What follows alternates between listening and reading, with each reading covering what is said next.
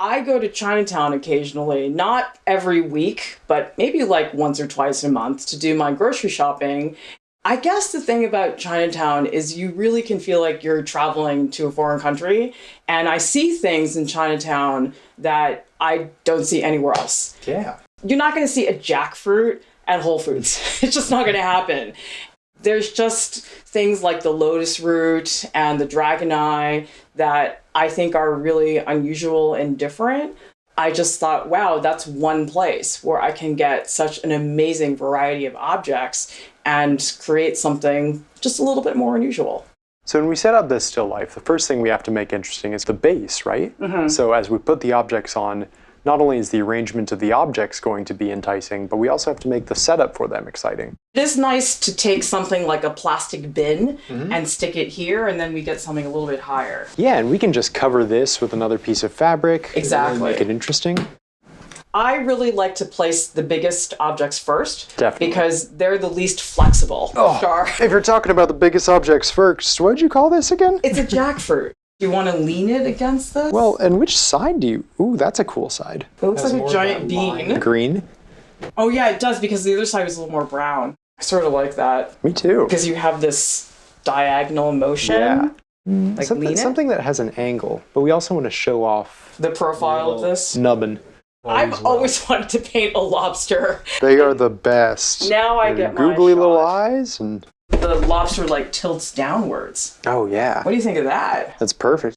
You're saying that you don't like how this replicates what the jackfruit is doing? Yeah, so maybe if we turn it around on the side. Maybe that comes down over here. Oh, that would be great. Although I sort of wanted that behind the lobster. Well, we can make that work, see? I don't know. Now I sort of think we should use the red cloth because I feel like it's too cool. I like to sort of sculpt Oh, absolutely. the drapery. Ooh. Yeah, these are good. Okay, these are bamboo leaves. These will are play awesome. really well with the red, right? Oh yeah, you should put them in front of the red. Oh, I like that. That's really nice because you have like a dull green against the super saturated red. Well, this one gives us contrast. Yeah.